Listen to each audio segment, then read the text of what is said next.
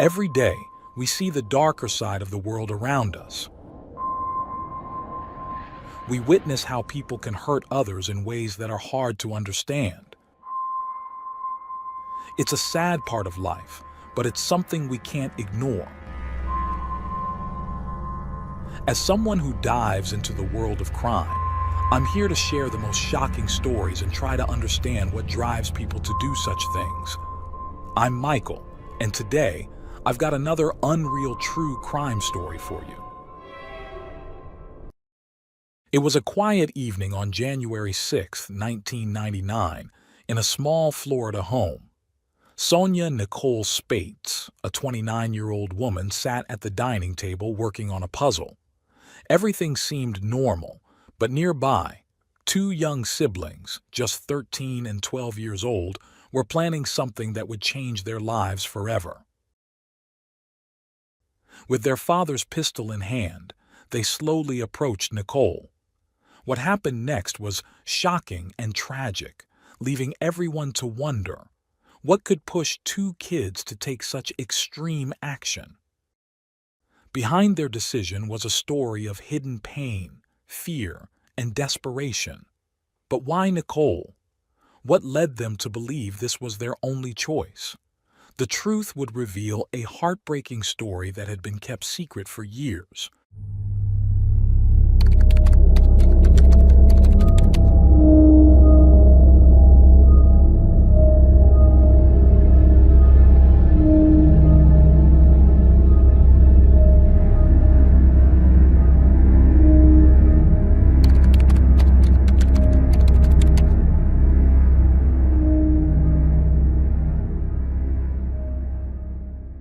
Curtis and Stacy first met in Palo Alto, California, when Stacy was just 17 years old and Curtis was 23. At the time, Stacy worked at a fast food restaurant where Curtis happened to be a customer. From their initial meeting, the two felt an undeniable connection and quickly began dating. However, their relationship faced challenges from the start. Stacy's family strongly disapproved, largely due to the racial differences between the couple. Curtis was a young black man, while Stacy was a strikingly beautiful white woman. Despite her family's objections, the two embarked on a romantic relationship. Sadly, their bond took a dark turn when Curtis began to physically abuse Stacy. What started as isolated incidents escalated over time into increasingly severe violence. The situation reached its breaking point when Stacy became pregnant with their first child, Catherine. During one particularly violent episode, Curtis injured Stacy so severely that it caused a uterine rupture, leading to Catherine's premature birth. The baby weighed less than 2 kilograms at birth and required specialized medical care.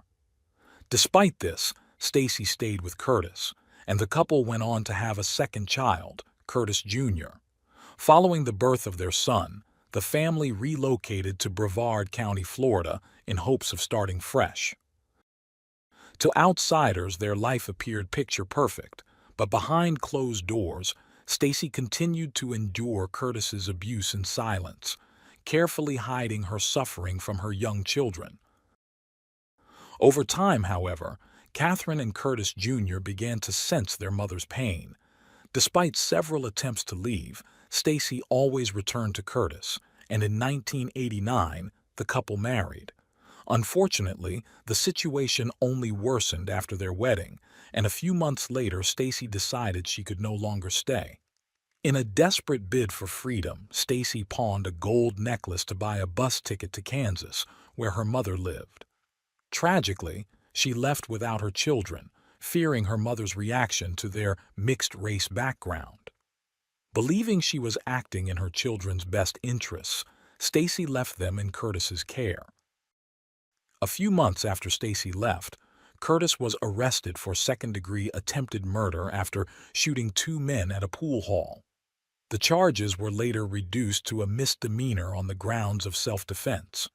While Curtis dealt with his legal troubles, the children temporarily stayed with their mother before returning to their father. 5 years later, Stacy began to suspect something was wrong with her children. During this time, Curtis allowed a relative to move in with them. Although initially unalarming, it was later revealed that this man had a troubling past, including a 6-year prison sentence for armed robbery and registration as a sex offender for abusing a 14-year-old girl. Stacy's worst fears were confirmed during a visit with her children in Kansas. Her youngest child confided that he had been abused by the relative, who shared his bed and inappropriately touched him. Shocked and horrified, Stacy decided to take action. In a desperate move, Stacy traveled to Florida and took her children from school without permission, resulting in her arrest for interfering with custody. Although the charges against her were dropped, the children were returned to Curtis. Following the initial allegations, Florida's Department of Children and Families launched an investigation. However, when the young boy recanted his statements, claiming he had lied in hopes of removing the relative from the home, the investigation was closed. It remains unclear whether he was coerced into changing his story, but records suggest he made the statement in hopes of living with his mother full-time. Over the years, the abuse only escalated. In 1996, another investigation was opened after Curtis Jr. sustained an injury to his eye. The circumstances surrounding the injury were unclear, and the case went nowhere. By 1998, Catherine, now 12 years old, disclosed her own abuse to her father, but he dismissed her claims and sided with the relative. Frustrated by her father's indifference, Catherine decided to take matters into her own hands. One day, she confided in her teacher, sharing the horrifying details of the abuse she had been enduring. The teacher immediately filed a report with child welfare authorities. Catherine revealed that, while the relative hadn't gone as far as penetration, he had subjected her to inappropriate touching, caressing, and oral acts that left her deeply traumatized. On one occasion, the abuse was so distressing it caused her to vomit. Despite the gravity of these allegations, the investigation was slow and inconclusive. Catherine's father pressured her to retract her statements, claiming she had fabricated the story. With her retraction on record, the case was closed, and no further action was taken, apart from a warning about the relative's criminal past. This failure to act left Catherine and her brother trapped in a cycle of unrelenting abuse. At this time, Curtis' father was engaged to Nicole Speaks, a 29-year-old woman from Alabama. Born on April 23, 1969, Nicole had 2 daughters from a previous relationship, Jessica, aged 9, and Eins, aged 8. While the blended family seemed harmonious on the surface, Nicole was indifferent to the struggles Catherine and Curtis Jr. faced. One morning, Catherine mustered the courage to tell her brother about the abuse she was enduring. To her surprise, Curtis Jr. not only believed her but revealed that he too was a victim of the same relative. Sharing their stories brought the siblings closer, creating a bond of solidarity amidst the chaos around them. The breaking point came in early 1999 when the relative entered the bathroom while Catherine was showering. He pulled back the curtain, exposing himself and performing a lewd act in front of her. Catherine, frozen in terror, broke down in tears as the man left a mere 50 cents on the toilet seat before leaving. This dehumanizing act pushed Catherine to the edge. Overwhelmed by rage and despair, Catherine began recording her thoughts in a journal. In it, she expressed fantasies of ending the lives of those who had allowed her and her brother to suffer, the abuser, her father, and even Nicole. Feeling trapped and unsupported, the siblings devised a drastic plan to escape their torment once and for all.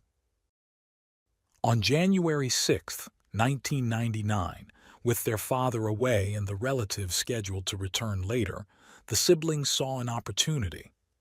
Nicole was home alone, working on a puzzle at the dining table. Armed with their father's pistol, Curtis Jr. hesitated before pulling the trigger and shooting Nicole in the chest. Overcome with emotion, he dropped the weapon, trembling and crying.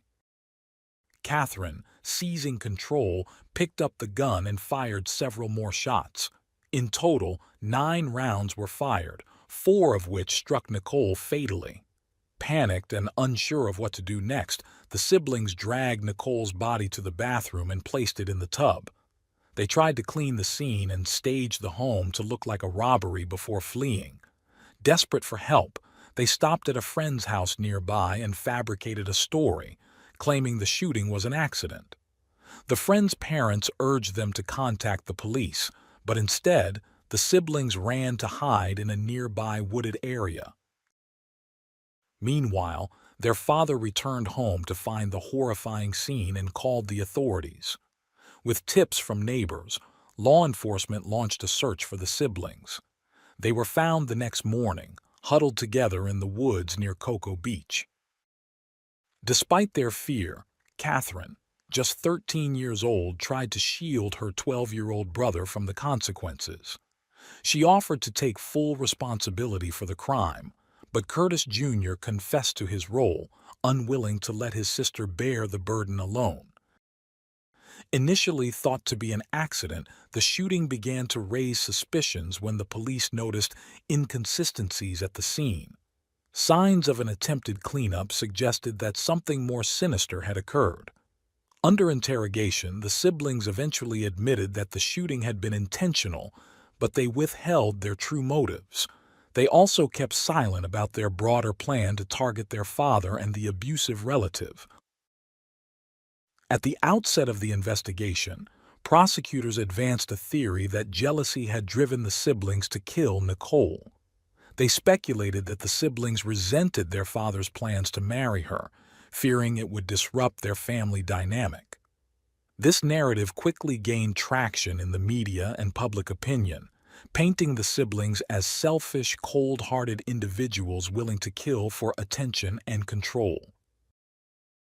During the arraignment, the defense team tried to highlight the siblings' traumatic upbringing and the years of abuse they had endured. However, the prosecution successfully cast them as jealous monsters, framing the murder as an egotistical act. Despite their young ages, Catherine was 13 and Curtis Jr. only 12, the grand jury decided they would be tried as adults for first-degree murder. This decision was unprecedented.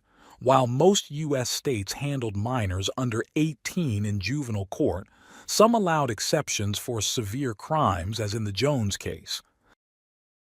The charges meant the siblings faced life imprisonment without parole if convicted. The weight of their actions began to sink in. Their father, devastated, broke down upon learning that his children would not be returning home and were instead charged with premeditated murder.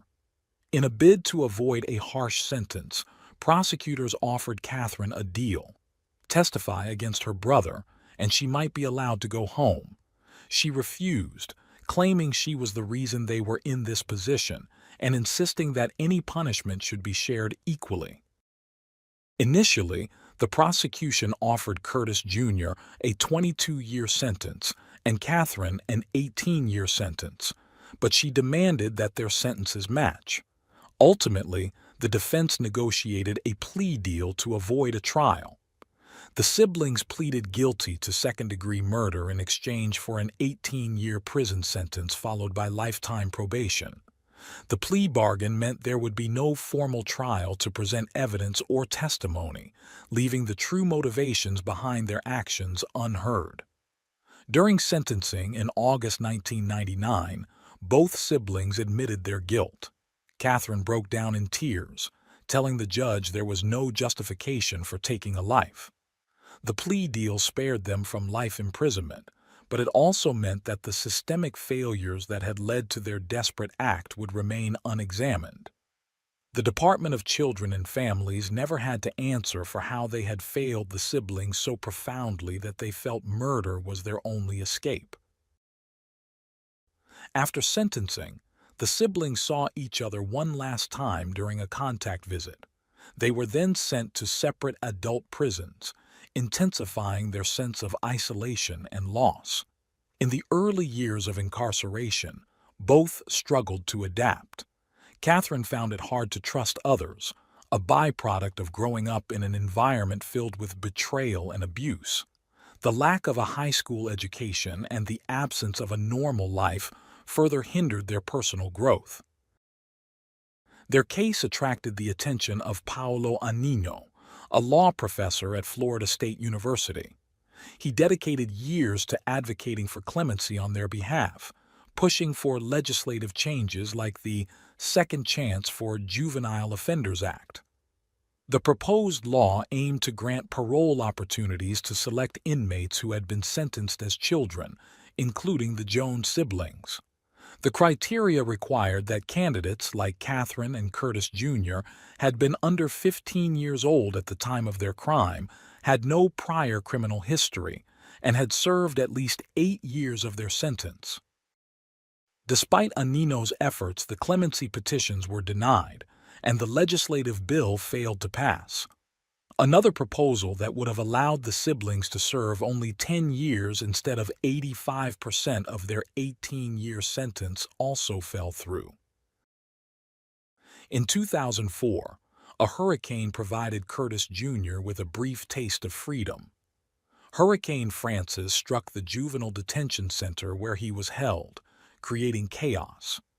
Along with other inmates, Curtis attempted to escape during the storm but was recaptured within 24 hours. As a consequence of his escape attempt, Curtis Jr.'s sentence was extended by an additional 318 days. The true story behind the crime committed by the Jones siblings came to light a decade later when Catherine agreed to give an exclusive interview to a Florida news outlet. Speaking from the Homestead Correctional Institution, where she was serving her sentence, the 23-year-old detailed her harrowing experiences, including her mother fleeing for her life after years of domestic abuse, leaving Catherine and Curtis Jr. behind to face a family that rejected them because they were biracial. Catherine recounted the years of torment she and her brother endured at the hands of an abusive relative, the inaction of their father and his fiancée, and the failure of Child Protective Services to intervene.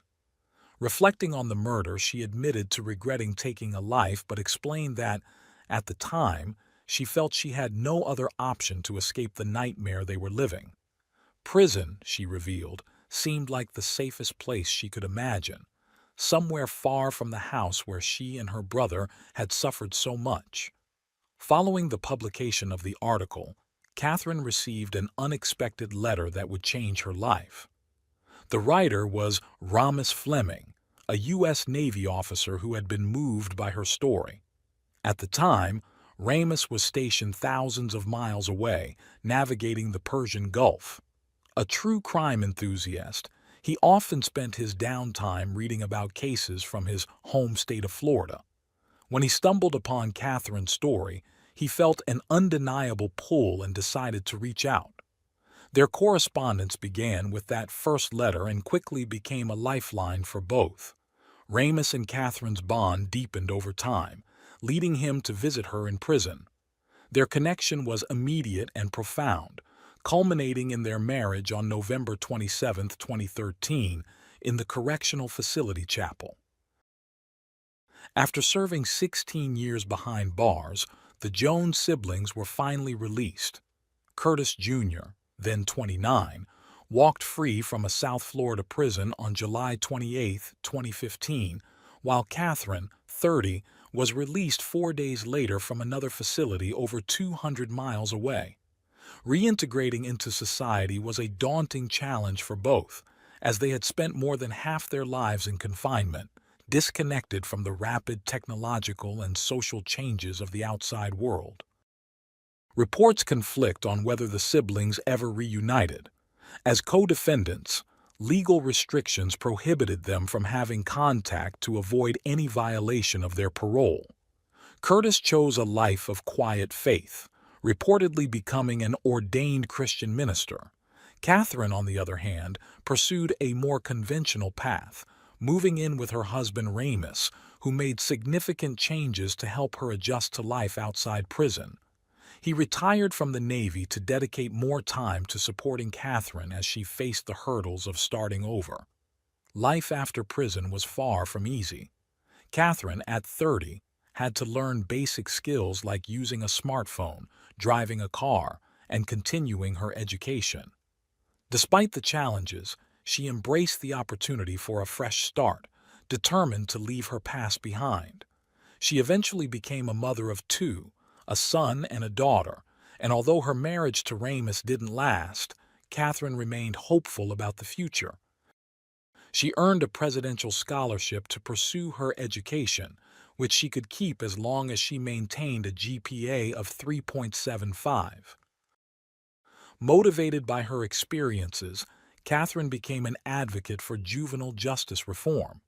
Through her involvement with the Campaign for Fair Sentencing of Youth in Orange County, she worked to bring awareness to the plight of incarcerated minors.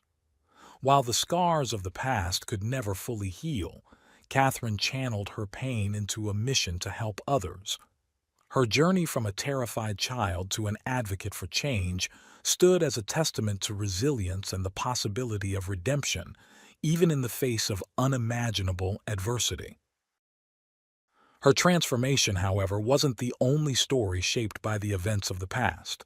Nicole's daughters, Jessica and Ines, who were just 9 and 8 at the time of their mother's death, also bore the scars of that tragedy. Raised by their maternal grandmother in Alabama, the sisters hid the truth about their mother for years, telling friends she was still living in Florida. It wasn't until Jessica reached her senior year of high school that she found the courage to reveal the truth. The pain of losing their mother in such a violent manner remained raw for both sisters.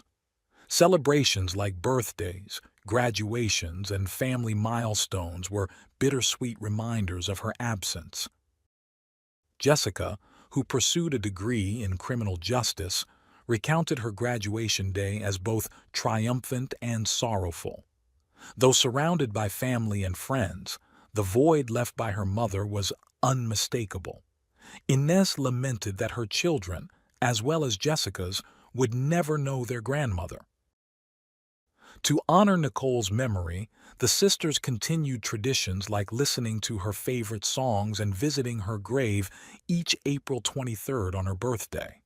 They brought their children and released balloons in her honor, a poignant gesture connecting the next generation to a woman they would never meet. While both sisters expressed empathy for the abuse Catherine and Curtis endured, they were firm in their belief that Nicole was not responsible and should not have been a target. Jessica often reflected on how differently things could have turned out. She believed that if Child Protective Services had intervened in Catherine and Curtis's lives, the siblings might never have harbored violent thoughts or taken such drastic action. Despite her grief, Jessica found solace in forgiveness, saying that holding on to anger would only consume her and prevent her from healing.